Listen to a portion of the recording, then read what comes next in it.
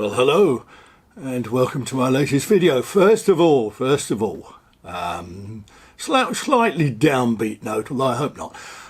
My mate Simon, good mate Simon, who I go for a lot of bike rides with, and a fellow member of the Old Portland Cycling Club, he's been diagnosed with, well, I'm sure you can tell what he's been diagnosed with, and he's not too well at the moment. He's fighting on, he's doing okay, he's at home, but he's not very well. So this particular video is dedicated to Simon, and get well soon, mate, so we can get back out on our bikes. Now, a few days ago, I did a video called Cycling Stuff That You Don't Need But You Really, Really Want. And it was based around a towel that Assos, the famous cycling brand, was selling for £90.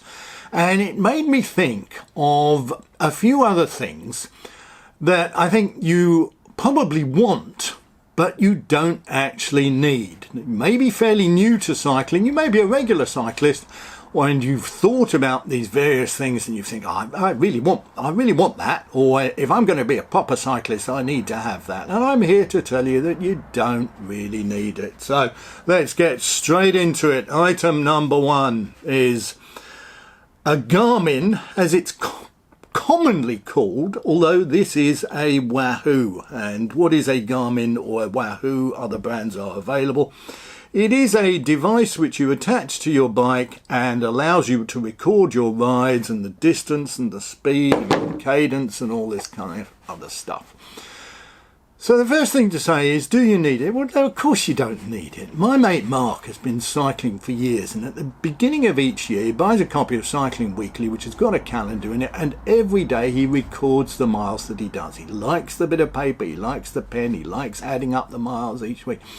So he doesn't use a Garmin, has no intention of using a Garmin, has no desire to use a Garmin. And I was just looking at my Wahoo earlier while I was thinking about this video, and it includes all kinds of data, and I have not the faintest idea about what this is. VAM, V-A-M.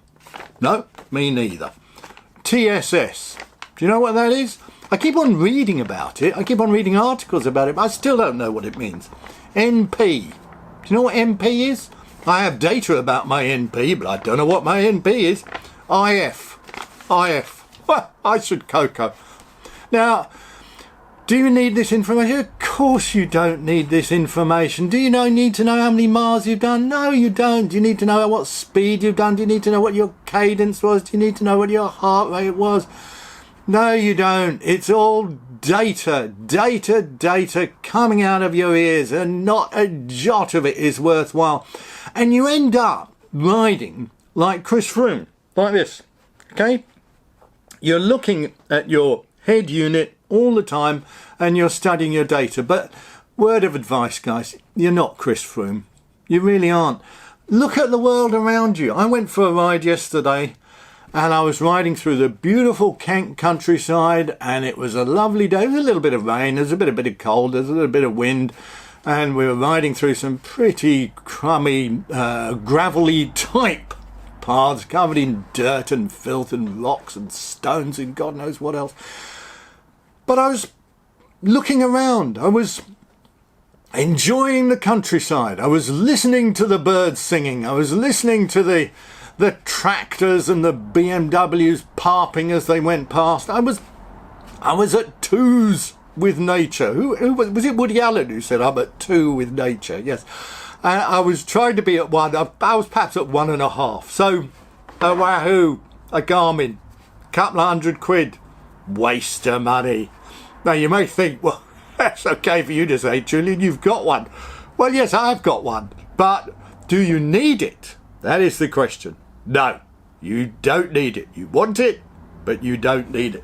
And one of the main reasons you don't need it is because, and this is a phone, so let me just get my phone on because I want to find a particular app or a program that you think you need, or rather you think you want, but you really don't. And it is Strava.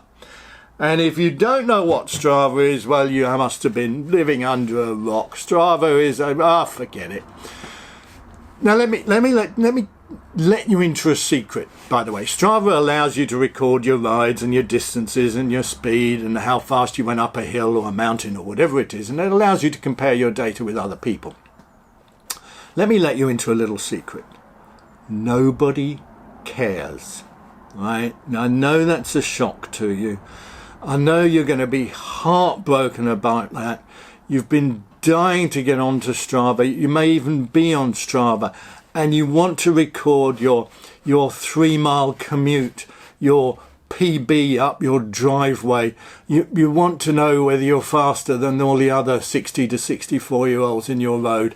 You want to get a virtual Red Bull badge because you joined a challenge, and now you can get some virtual kit for your virtual rides on your virtual poxy bike. Nobody cares. Nobody cares. There aren't people in Indonesia and Singapore and Venezuela who switch on their computers each day and say, did Julian get a PB on his climb today? Has he got that virtual Red Bull badge? Nobody cares. Nobody cares. There are millions of people, and they're sharing their rides for millions around the world to see and to study what they've done and to look at their times on the Swift and see that they came 347th up Alpe d'Huez. I think I came 6,000th, by the way, but you don't care. I don't care about your data. You don't care about my data. Nobody cares. You think you want Strava. You're desperate for Strava. You've had Strava for years. You've complained about having to pay a subscription premium. You watch GP Lama's videos on YouTube about what can Strava do, or what is the latest upgrade or the latest update. Let me let you into a secret, guys. Nobody cares. This is a gel. You know what a gel is? The gel is something that was designed by the devil, right, to give you the illusion of energy. A gel is the most revolting thing ever invented since butternut squash. It is a plasticky, metally, nickel-plated tube of gunk. You shouldn't even use it to oil your chain. It's supposed to give you a burst of energy, but it doesn't, guys. For one thing, it makes you feel sick.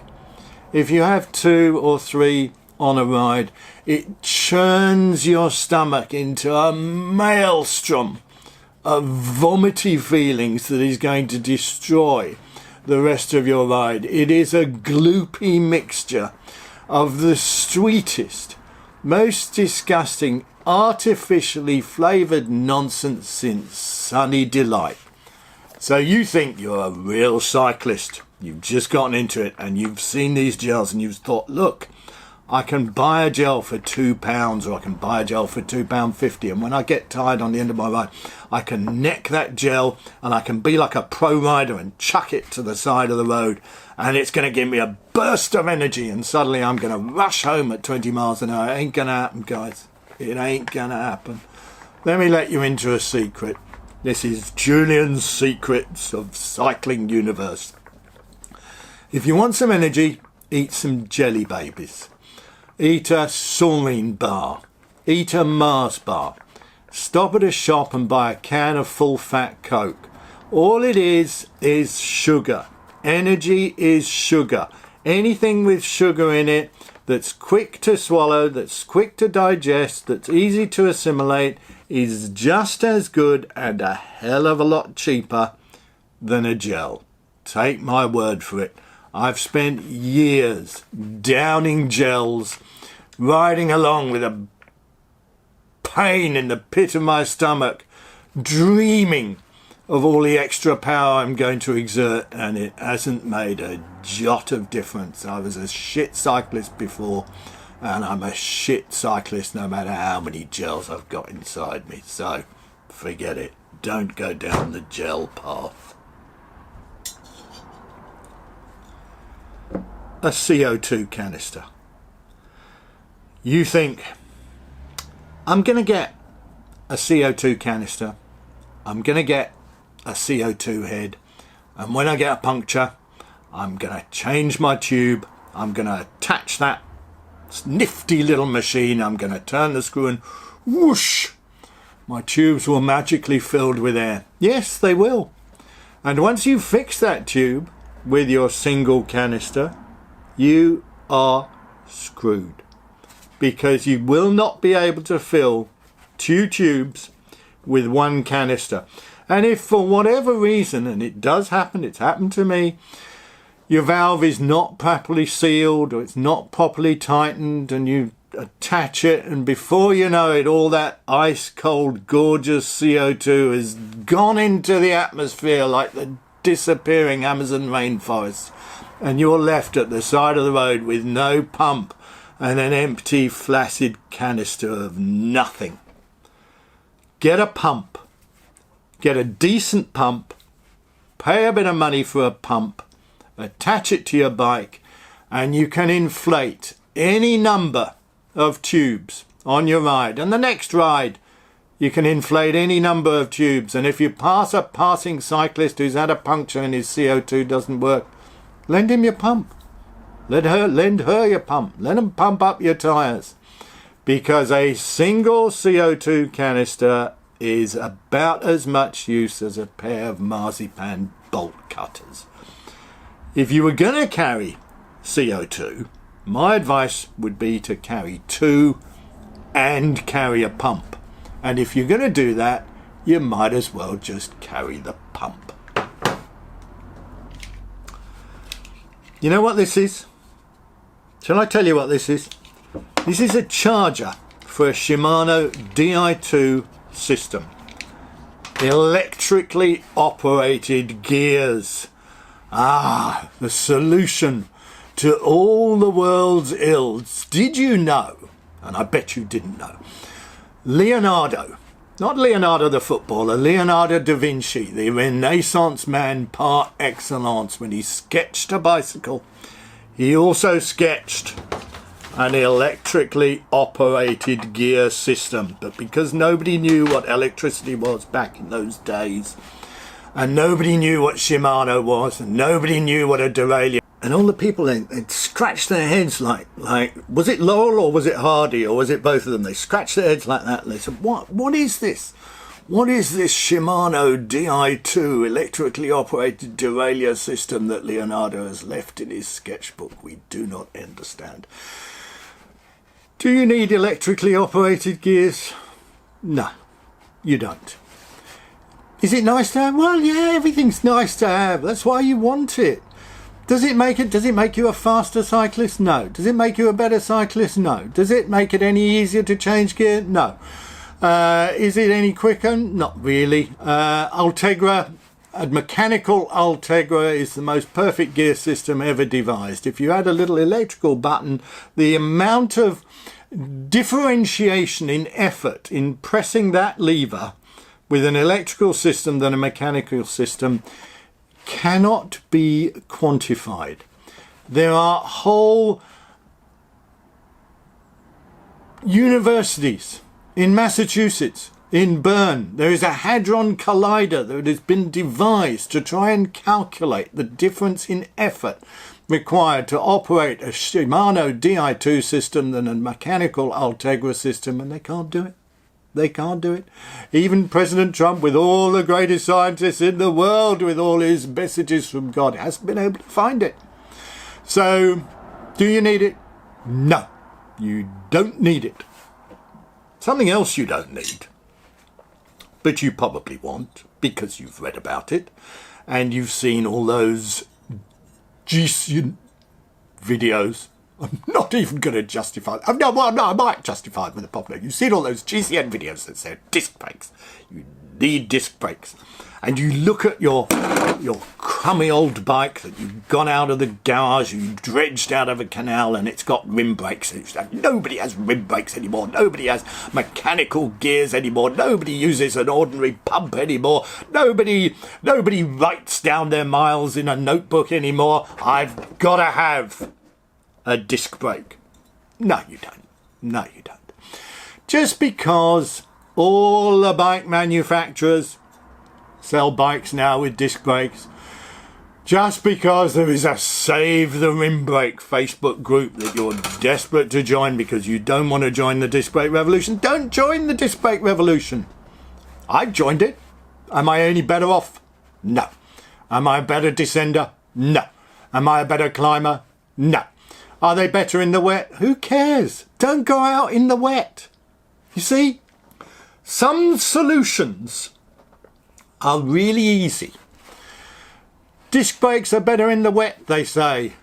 Don't go out in the wet, says Julian. Listen to your Uncle Julian. Stick with your rim brakes. Stick with the bike you dredged out of the canal. Stick with your pump. And don't go down the disc brake route. Don't let these people force you into their new world, their disc braked world. Stay where you are. Stay with the Luddites and the rim brakes. Stay with the Amish and the communities out in the middle of nowhere camping by Glastonbury without disc brakes. Stay where you are. Stay independent. Stay free. Breathe the new air. Don't spend your life looking down at your head unit. And don't, and this is the last thing, whatever you do, go down the path of tubeless tyres. Now, I have a well-known, and if you've seen any of my videos, you will understand my deep-seated antipathy towards tubeless tyres. And what is that caused by? Well, the thing about tubeless tyres, you see, is you get punctures on a tubeless tyre. And I know I'm going to get loads of comments saying, I've had tubeless tyres on my bike for the last 20,000 miles and I've never had a puncture. The fact is, you're going to get a puncture on your tubeless tyre, and you think the sealant will sort that puncture out, and maybe it will. And if it doesn't, maybe you've got one of these plug systems like this, which has got a little bit of rubber that you're supposed to force into the tyre, and you think that'll solve it. All I need is a CO2 canister and one of these Dynaplug systems and my tubeless tyres, and I can ride around the world like Mark Beaumont. And nothing will happen to me. Let me let you into a secret. They might work. The sealant might work. Your CO2 might work.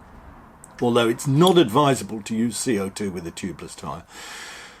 But the thing is, you really want a kind of peace of mind. And in order to have peace of mind when you're cycling, you've got to carry a tube and some tyre levers. Because if the sealant and the plug system goes wrong, you're going to have to put a tube in.